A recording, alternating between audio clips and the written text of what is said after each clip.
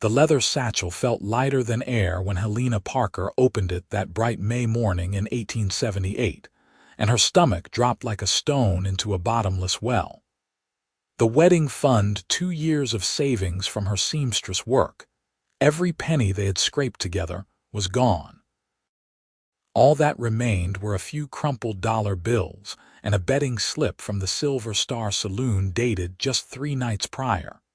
Thomas Whitley, her fiancé of 18 months, stood in the doorway of their small rented room above the general store in Montrose, Colorado, his face pale as new linen. Helena was 22 years old, and she had believed in him with every fiber of her being until this very moment when the world seemed to tilt sideways.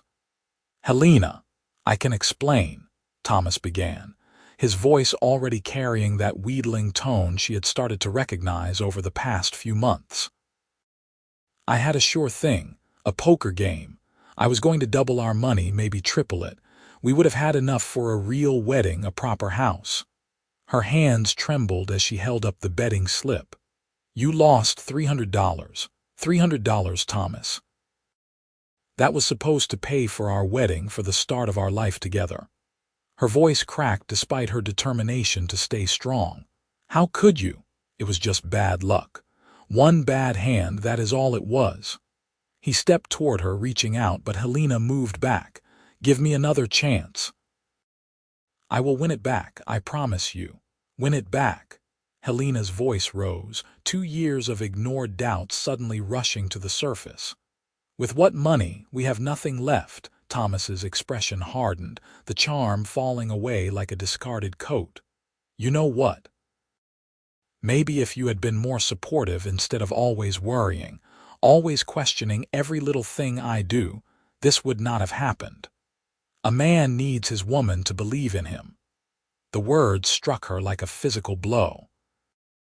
Helena stared at this man she had promised to marry, seeing clearly for the first time what she had been too hopeful to notice before: the way he blamed others for his mistakes, the pattern of small lies that had grown larger, the promises that evaporated like morning dew.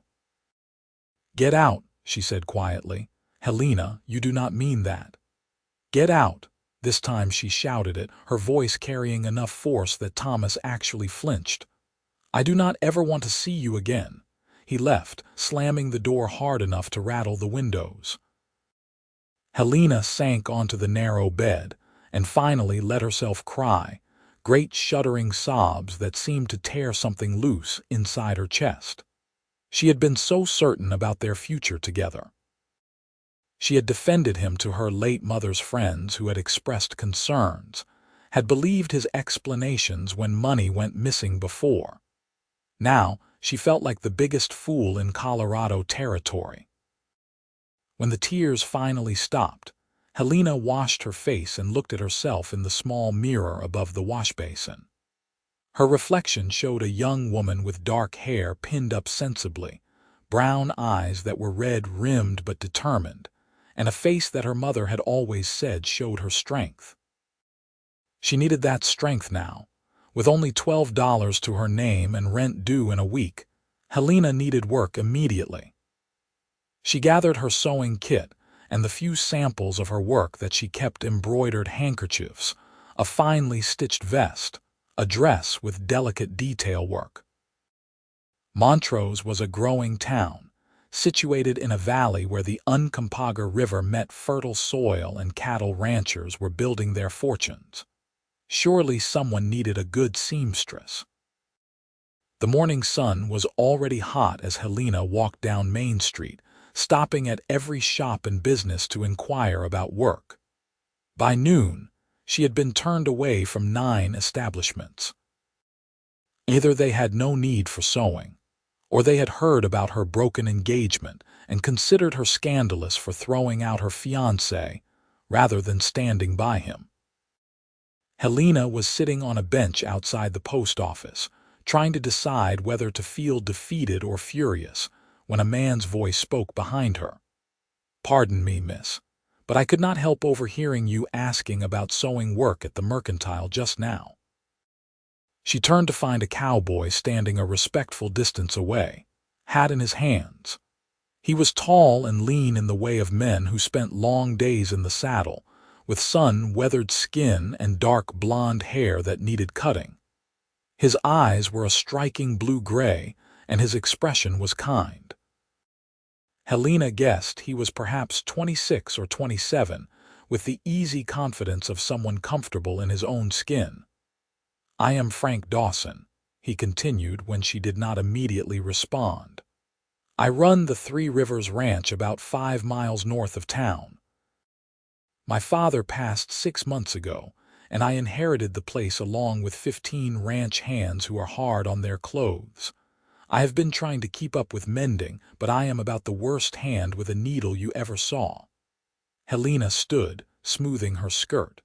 "I am Helena Parker.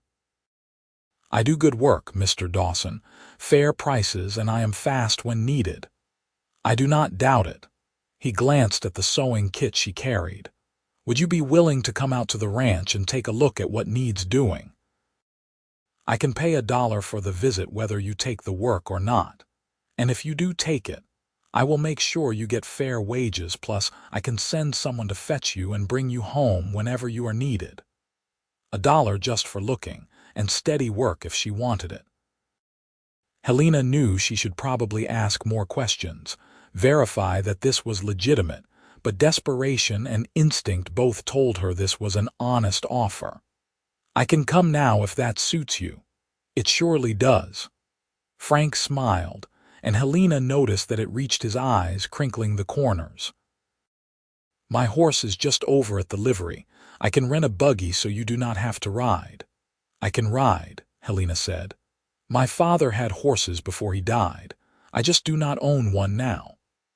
"Well then, the livery has a gentle mare named Rosie who would suit you fine. I will pay the rental." 20 minutes later, Helena found herself riding north out of Montrose beside Frank Dawson, the afternoon sun warm on her shoulders and the mountain air sweet in her lungs. Despite the disaster of the morning, she felt something loosening in her chest. The landscape here was beautiful, with the San Juan Mountains rising dramatically to the south and fertile valleys spreading between. "How long have you been in Montrose, Miss Parker?" Frank asked as they rode. 2 years, Helena answered. "I came from Kansas after my mother passed. My father died when I was 17, and after Mama was gone, there was nothing keeping me there. I had heard Colorado Territory had opportunities, and Montrose seemed like a good town." "It is that," Frank agreed. "Growing fast, too. More families moving in, which means more need for skills like yours." He paused, then added carefully, "I hope you do not mind my saying so, but you seemed pretty downhearted when I saw you in town. I do not mean to pry, but if you are dealing with troubles, you should know that the Three Rivers is a respectable place. My mother taught me right before she passed when I was 16, and I run a clean operation." Helena appreciated his directness. "I called off my wedding this morning," she said, surprised at her own honesty. "I discovered my fiancé gambled away our wedding fund, all of it. We had been saving for 2 years. Frank's jaw tightened. "That is a low thing to do to someone who trusted him." "Yes, it was." Helena found herself continuing. "The worst part is I feel foolish. There were signs before, small things, but I did not want to see them. I kept making excuses because I loved him, and I thought love was supposed to mean giving people chances." "Love should mean a lot of things," Frank said quietly, "but it should not mean letting someone take advantage of you. My father used to say that a man shows his character in how he treats his obligations and the people who depend on him. Gambling away money that was not his to risk, that was meant for your future together, that shows mighty poor character." They rode in companionable silence for a while. Helena found herself studying Frank from the corner of her eye. He sat his horse easily, moving with the animal's rhythm in a way that spoke of countless hours in the saddle. His profile was strong without being harsh, and there was something solid about him, something that felt reliable. The Three Rivers Ranch appeared as they crested a low rise, a sprawling operation with a main house built of timber and stone, a large barn, several outbuildings, and extensive corrals where cattle grazed. It was impressive without being ostentatious, clearly a working ranch that was well maintained. "My father started this place 20 years ago," Frank said with evident pride. "Built it up from nothing. Now we run about 500 head of cattle and have some of the best grazing land in the valley." He helped Helena dismount, his hands steady and respectful at her waist, then led her toward the main house. Inside, the place had the slightly disheveled look of a home without a woman's touch, clean enough, but lacking the small details that made a house feel finished. "The mending is in here," Frank said, opening a door to a side room. Helena's eyes widened. There were shirts, pants, vests, and socks piled on a table, spilling onto chairs. "I know it looks like a lot, but I have been putting it off for months. The men have been complaining." Helena set down her kit and began sorting through the pile, assessing the work needed. Most of it was straightforward torn seams, missing buttons, holes that needed patching. Some pieces needed more extensive repair, and a few were beyond saving. "I can do all of this," she said after several minutes. "It would take me about 2 weeks if I worked on it steadily. I would charge $15 for the lot, and I would need to take some of it back to town to work on since there is too much to do here." "That seems more than fair." Frank pulled out a small leather wallet. "I will give you $5 now and the rest when you finish. And Miss Parker, if this works out, I would like to hire you on regular. The men go through clothes fast, and I keep meaning to order new work shirts but never get around to it. If you could handle both mending and maybe some new pieces from time to time, I would pay you $20 a month plus expenses for materials." $20 a month. That was more than Helena had made as a seamstress in town, and it would be steady. "That would be very welcome, Mr. Dawson." "Then we have an agreement." He extended his hand, and Helena shook it, noting the calluses that spoke of hard work and the gentle firmness of his grip. "Now, it is past lunchtime, and you have not eaten if you were job hunting all morning. Let me fix you something before we ride back." Helena started to protest, but her stomach chose that moment to growl audibly, and Frank laughed. "That settles it. Come on, I make a decent sandwich even if I cannot sew a stitch." The kitchen was large and practical, with a good stove and a table that could seat a dozen.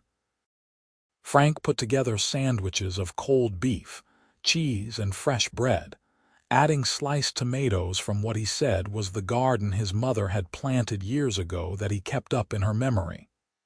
"You take care of this whole place yourself?" Helena asked as they ate.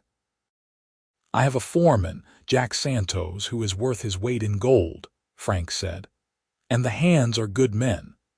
But yes, the final decisions are mine, and I handle the business end, sales, purchases, accounts. My father made sure I learned every part of running a ranch before he passed. He knew his heart was failing and wanted me prepared." "I am sorry for your loss," Helena said softly. "Losing a parent is hard, I know." "It is, but I am grateful I had him as long as I did and that he taught me well." Frank met her eyes. "He also taught me to recognize quality when I see it, whether that is good cattle, good land, or good people. I can tell you are someone who takes pride in her work, Miss Parker, and I appreciate that." They talked while they ate, the conversation flowing easily. Frank told her about the ranch, about growing up in Colorado territory, about his hopes to expand the operation, and maybe try his hand at horse breeding.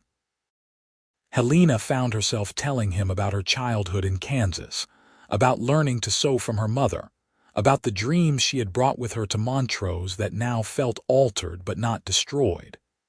"You will build new dreams," Frank said with quiet confidence. Better ones, I would wager, now that you are not tying your future to a man who did not deserve you. On the ride back to town, Helena felt better than she had in months. The weight of her broken engagement still hurt, but it no longer felt crushing.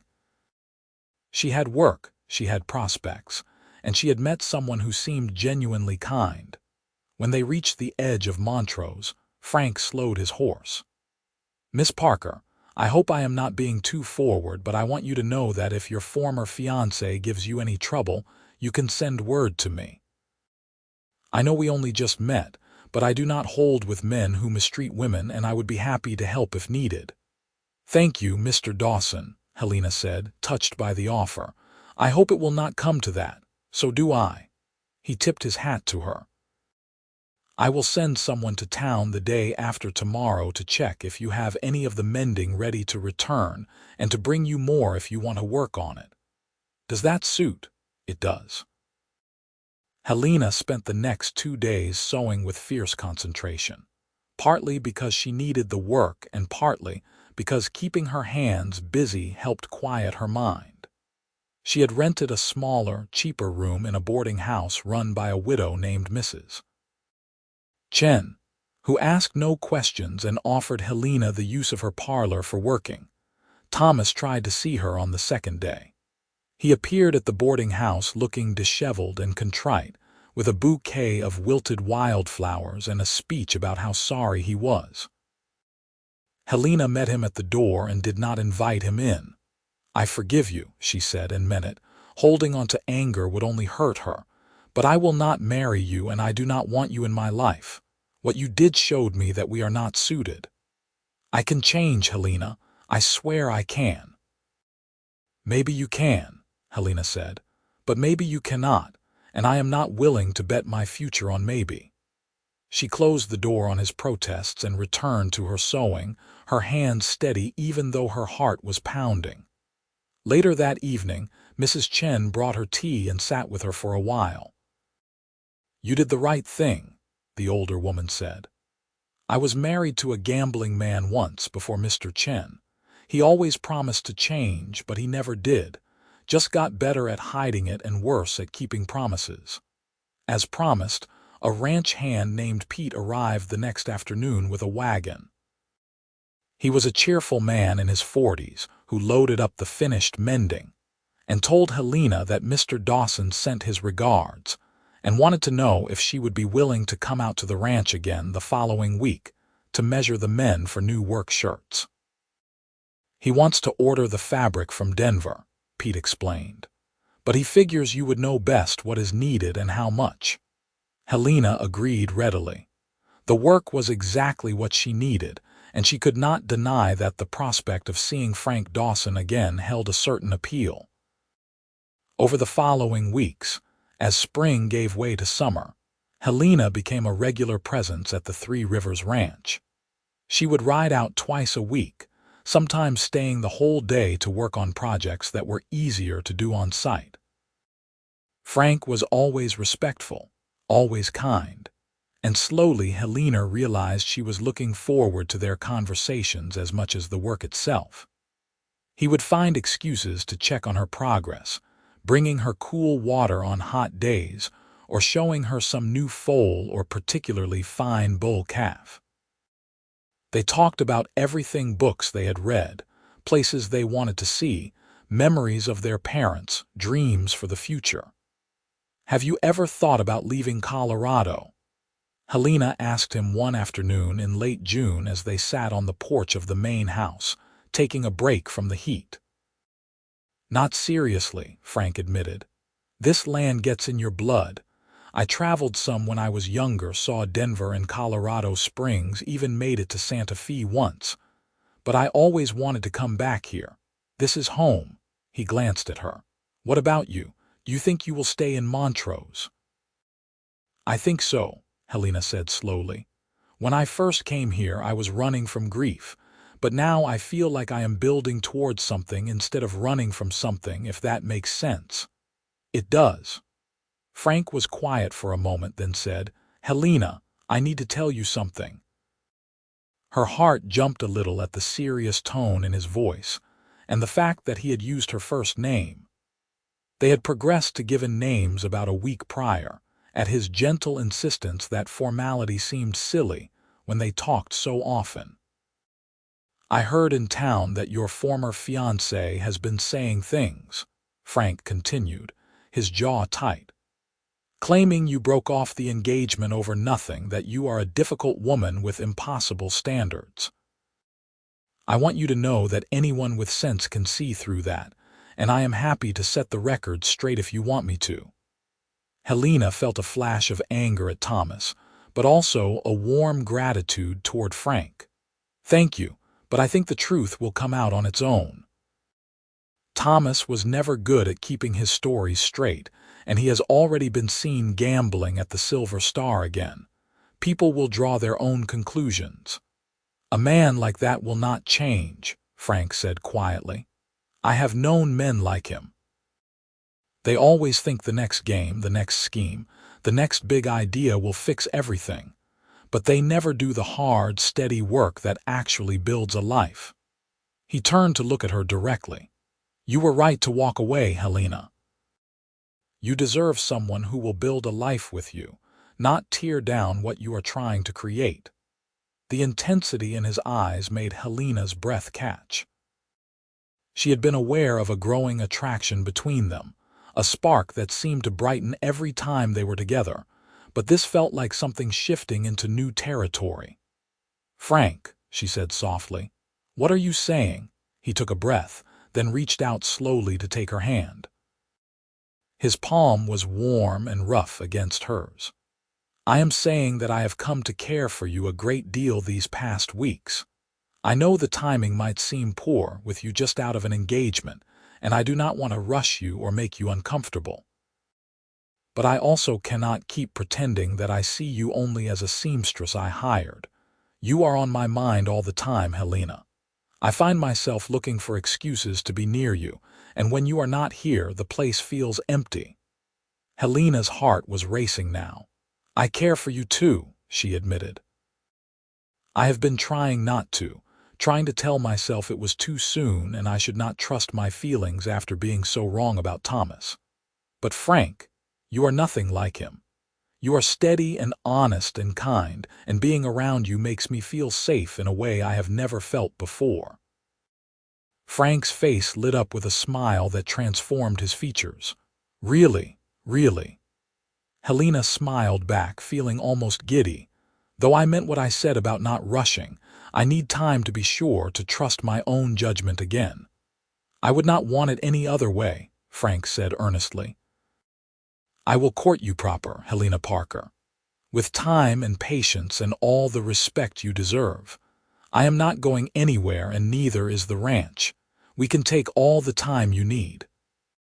And so began a courtship that became the talk of Montrose, though not in the scandalous way Helena might have feared. Frank Dawson was well respected in the community, known as a fair employer and honest businessman. His interest in Helena lent her a respectability that countered whatever rumors Thomas had tried to spread. More than that, people could see the genuine affection between them. Frank came to town every Sunday to escort Helena to church. Then they would have lunch together and spend the afternoon walking or sitting in the small park by the river. He brought her small, thoughtful gifts, a book by an author she had mentioned liking, a set of fine needles for her most delicate work, wildflowers from the ranch. They talked for hours, discovering shared values and complementary dreams. Helena met the ranch hands properly, joining them for a big dinner one Saturday in July, where she learned that Frank was not just respected but genuinely liked by the men who worked for him. They told stories of how he worked alongside them during hard times, how he had helped several of them through personal troubles, how he always made sure they were treated fairly. "Best boss I ever had," said Jack Santos, the foreman, a weathered man of 50 with keen dark eyes. Frank's father was a good man, but Frank has his own way of leading that brings out the best in people. As summer deepened, Helena found herself healing in ways she had not expected.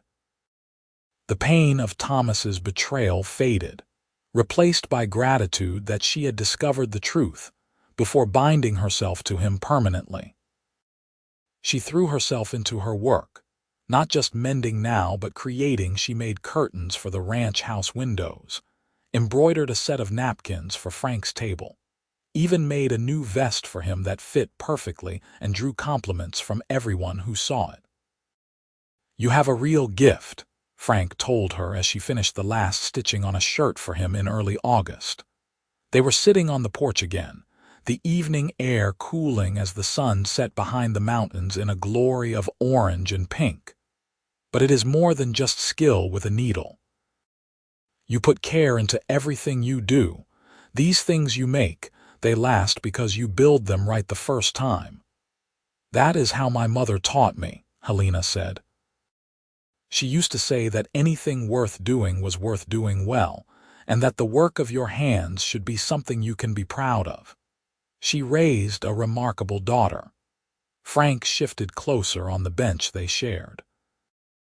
Over the past weeks, they had progressed to holding hands, to his arm around her shoulders, to brief kisses that left Helena dizzy and wanting more. "Helena, I know I said I would give you all the time you need, and I meant it, but I need you to know that my feelings have only grown stronger. I am in love with you.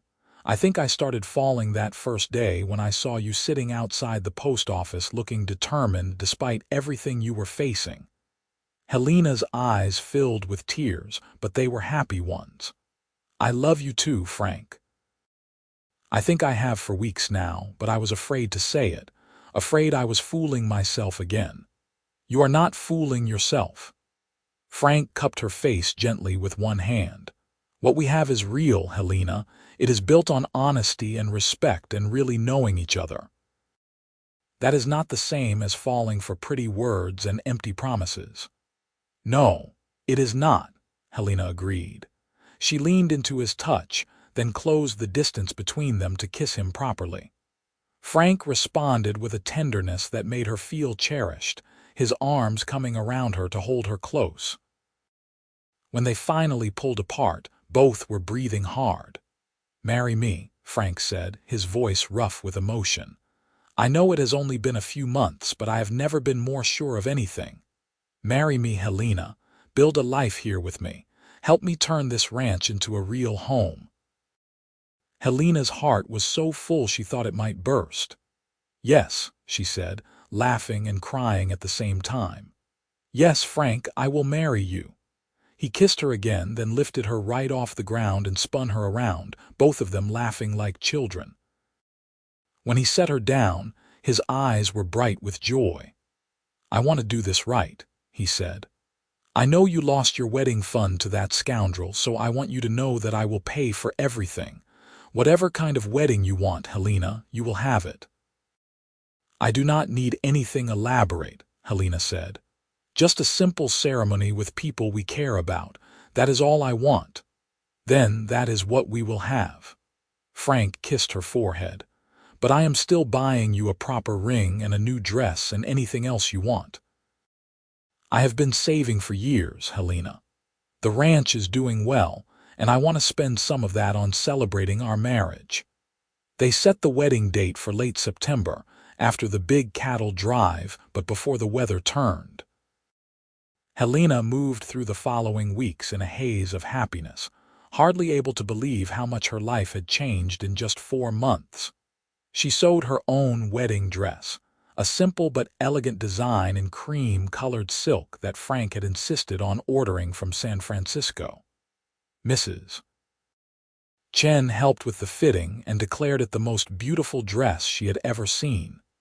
Thomas appeared one more time, in mid-September, showing up at the boarding house drunk and belligerent.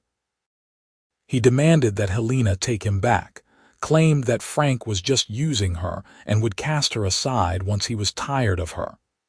Helena called for Mrs. Chen's son, who escorted Thomas firmly off the property, but the encounter left her shaken. That evening, Frank rode into town when word reached him what had happened. He found Helena in Mrs. Chen's parlor, still upset. "He said terrible things," Helena told him. "About me, about you, about us. I know they are not true, but hearing them still hurt." Frank pulled her into his arms, holding her tight. "A man like that will not change," he said quietly. "He lost the best thing that ever happened to him because of his own poor choices, and now he cannot stand to see you happy with someone else." "But Helena, you have to know what he said is poison, nothing more. You are the finest woman I have ever known, and I will spend the rest of my life proving to you that you made the right choice." "I already know I did," Helena said, but she held on to him, drawing strength from his solid presence. "I am going to have a talk with Thomas," Frank said. "A calm, reasonable talk where I explain that he is to leave you alone from now on, and that if he does not, there will be consequences. Frank, I do not want you to get in trouble. I will not." His voice was gentle but firm. "But this ends now. You should not have to spend the last weeks before our wedding looking over your shoulder." True to his word, Frank tracked down Thomas the next day and had what witnesses later described as a very intense but not violent conversation behind the Silver Star Saloon. Whatever Frank said, it worked. Thomas left town 2 days later, reportedly headed to Utah Territory, and Helena never saw him again. The wedding took place on a perfect September afternoon, with golden leaves falling from the cottonwood trees and the sky a brilliant blue overhead. They were married in the small church in Montrose by Pastor Williams, with Mrs. Chen, Jack Santos, and several of the ranch hands in attendance. Helena wore her cream silk dress and carried wildflowers that Frank had picked that morning. Frank wore a new suit that Helena had made for him, and when he saw her walking down the aisle, the look of pure love on his face made her eyes fill with tears. "Dearly beloved," Pastor Williams began, but Helena barely heard the familiar words. She was too focused on Frank, on the way he held her hands as if she were something precious, on the emotion in his voice as he spoke his vows. "I promise to love you, honor you, and cherish you all my days," Frank said, his eyes never leaving hers. "I promise to build a life with you based on honesty and respect. I promise to work beside you, support your dreams, and make sure you never regret choosing me." Helena's own vows were equally heartfelt. "I promise to love you faithfully and stand beside you through whatever comes. I promise to make our house a home and to believe in you always. I promise to give you my trust, which is the most valuable thing I have to give." When Pastor Williams pronounced them husband and wife and Frank kissed her, Helena felt as if her heart might actually explode from happiness. This was what love was supposed to feel like, safe and exciting at the same time, built on truth instead of illusions. The reception was held at the ranch, with tables set up outside and food enough to feed half the county. Mrs. Chen had organized several women from town to help with cooking, and the result was a feast of roasted meats, fresh bread, pies, and cakes. There was music and dancing as the sun set, and Frank held Helena close as they swayed to a fiddle tune played by one of the ranch hands. "Happy," Frank murmured in her ear. "Happier than I knew I could be," Helena answered honestly. As night fell and the guests finally departed, Frank carried Helena over the threshold of the ranch house. He had spent the past week preparing the main bedroom for her, adding new curtains she had made, a beautiful quilt his mother had stitched years ago that he had kept in storage, and wildflowers in a vase by the window. "Welcome home, Mrs. Dawson," Frank said softly, setting her down gently. "I love the sound of that," Helena said, smiling up at him. Their wedding night was tender and passionate, a joining that felt natural and right. Frank was patient and considerate, making sure Helena felt comfortable and cherished. Afterward, Lying in his arms with her head on his chest, listening to the steady beat of his heart, Helena marveled at how much her life had changed. "I was so heartbroken when I found out what Thomas had done," she said quietly. "I thought my life was ending, but really it was just beginning." "Everything happens for a reason," Frank said, his fingers running gently through her hair. "If he had not shown his true colors when he did, you might have married him and been stuck in a miserable situation. Instead, you got free, and I got the incredible fortune of meeting you when I did." "Do you really think it was fortune?" Helena asked. "Or do you think maybe it was meant to be?" "I think maybe both." Frank kissed the top of her head. "I believe in making your own luck, in working hard and treating people right. But I also believe that sometimes things align just right, and you have to be smart enough to recognize it and brave enough to take hold of it. You were brave, Helena. You walked away from what was not right, even though it was hard. That took real courage." Helena had never thought of herself as particularly brave, but maybe Frank was right. Maybe there was courage in recognizing a mistake and correcting course, even when it meant starting over. The following weeks settled into a rhythm that felt both new and timeless. Helena discovered that being a ranch wife was hard work, but satisfying. She took over running the household completely, which meant cooking for the hands, managing supplies, keeping the books for household expenses, and still finding time for her sewing. Frank never expected her to give up her work, instead encouraging her to continue taking on clients from town when she wanted to. "This is your home too," he said when she worried she was not contributing enough to the ranch work. "And your work matters. Besides, you bring in good money with your sewing and it makes you happy. Why would I want you to stop?" As autumn progressed into winter, Helena and Frank fell even more deeply in love. They worked side by side during the day and talked for hours at night, sharing everything from silly childhood stories to serious discussions about their future. Frank taught Helena about the cattle business, patiently explaining the economics of ranching and involving her in decisions about the operation. Helena taught Frank about fabrics and design, and even managed to improve his basic sewing skills enough that he could handle minor repairs. In November, Helena realized she was pregnant. She waited until she was certain, then told Frank one evening as they sat by the fire. His reaction was everything she could have hoped for, shock giving way to pure joy, followed by a dozen questions about what she needed, whether she felt all right, whether she should still be working.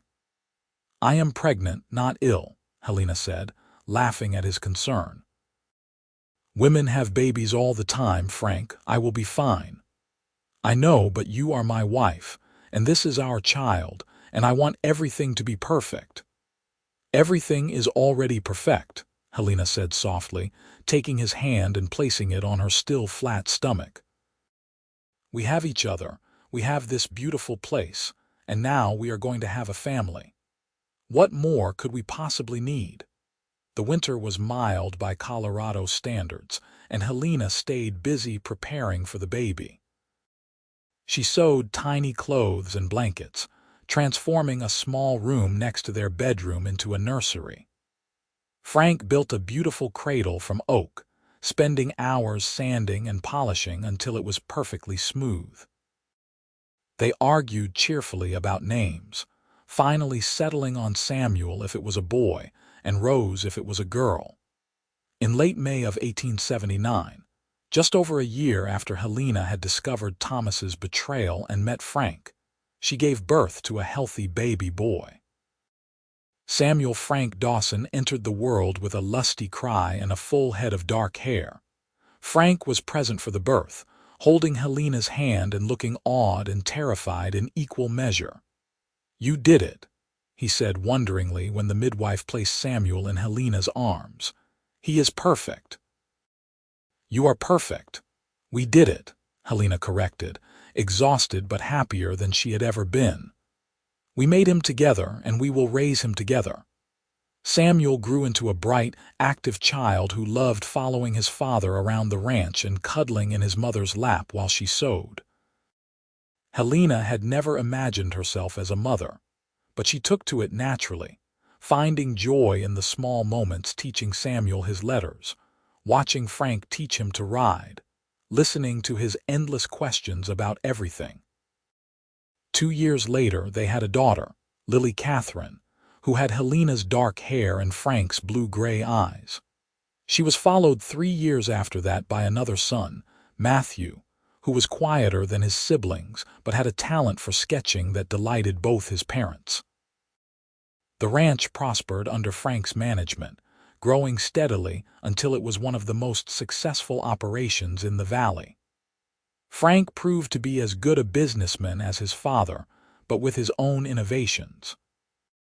He was one of the first ranchers in the area to experiment with cross-breeding cattle for better meat quality, and his reputation for honesty meant buyers sought him out. Helena's sewing business also grew.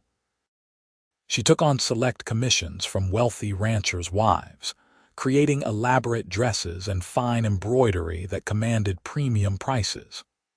But she never forgot her roots, still doing mending for the ranch hands and teaching sewing skills to women in town who wanted to learn. One summer afternoon in 1886, when Samuel was 7, Lily was 5, and Matthew was 2, the family was having a picnic by the creek that ran through their property. The children were playing in the shallow water while Helena and Frank sat on a blanket, watching them. "Do you ever think about what your life might have been like if you had married Thomas?" Frank asked suddenly. Helena looked at him in surprise. "Not really. Why do you ask?" "I saw him in Denver last month," Frank admitted. "I did not tell you because I did not want to upset you, but I have been thinking about it." He looked rough, Helena. "Older than he should, worn down. He tried to borrow money from me, said he was going through a hard time." "Did you give it to him?" Helena asked, though she already knew the answer. "No," Frank shook his head. "I told him I would buy him a meal and help him find work if he wanted it, but I would not give him money to gamble with. He turned me down and walked away." He paused. "A man like that will not change. I said that to you over 7 years ago, and it is still true. He is still making the same choices, still looking for the easy path instead of doing the hard work." Helena reached over and took Frank's hand. "I am grateful to him in a strange way. If he had been a better man, I might never have met you. I might never have had this life, these children, this happiness." She squeezed his fingers. "Everything I went through was worth it because it led me here." "I love you," Frank said, his voice thick with emotion. "I loved you that first day, and I will love you until my last breath." "And I love you," Helena replied. "You showed me what real love looks like, Frank. Not pretty words and grand gestures, but steady presence, daily choice, building something together brick by brick." They sat together in companionable silence, watching their children play. Samuel was helping Lily catch minnows in a small bucket while Matthew splashed happily at the water's edge. The sun was warm, the mountains were beautiful in the distance, and Helena felt a contentment so deep it seemed to fill her completely. Over the years that followed, the Dawson family continued to thrive. Samuel grew into a responsible young man who loved ranching as much as his father did. Lily inherited her mother's skill with a needle and her father's business sense, eventually opening her own dress shop in town. Matthew became a teacher, using his gentle nature and artistic talents to work with children. Frank and Helena grew old together, their love deepening with each passing year. They celebrated anniversaries, welcomed grandchildren, weathered losses, and faced challenges, but always together. On their 25th wedding anniversary in 1904, they sat on the porch of the ranch house that had been their home for so long. "We built a good life," Frank said. his hair now silver but his eyes still that same blue-gray that had first captivated Helena. "We did," Helena agreed, her hand finding his automatically. "A very good life." They sat quietly, watching the sun set over the mountains. Helena thought about that young woman who had discovered her fiancé's betrayal so many years ago, who had felt as if her world was ending. She thought about the kind cowboy who had offered her work and, eventually, love. She thought about the family they had built, the legacy they were leaving, and the countless small moments of joy that had filled their years together. "You know what the best part of our life together has been?" Helena asked. "Tell me," Frank said, smiling at her. "Every single day I have known I could trust you," Helena said simply. "Every single day I have known you would keep your promises, that you would work beside me, that you would love me faithfully. That kind of certainty, that kind of foundation, that is the greatest gift you could have given me." Frank lifted her hand to his lips and kissed it gently. "You gave me the same gift, Helena. You believed in me, you supported my dreams, you made this house a home. You gave me a family and a purpose beyond just working the land. You gave me a life worth living." As the stars began to appear in the darkening sky, they remained on the porch, holding hands as they had done thousands of times before. Their story had started with heartbreak and betrayal, but it had transformed into something beautiful. Helena had discovered her fiancé's true character in the worst possible way, but that discovery had freed her to find something better, something real. The cowboy had been right, a man like Thomas would not change. But Frank had shown her what a good man could be, what love built on truth and respect looked like. They had built their happily ever after not through grand gestures or dramatic moments, but through daily choices, steady work, and unwavering commitment to each other. And as they sat together under the Colorado stars, both of them knew that they would not have changed a single moment of their journey. Every challenge had been worth it. Every hard day had been bearable. Every joy had been magnified because they had faced it all together. This was their legacy, not just the prosperous ranch or the successful children, but the love they had nurtured through 25 years of marriage and would continue to nurture for the rest of their days. And it had all started with one brave decision by a young woman to walk away from what was wrong, and one kind cowboy who saw her worth when she needed it most.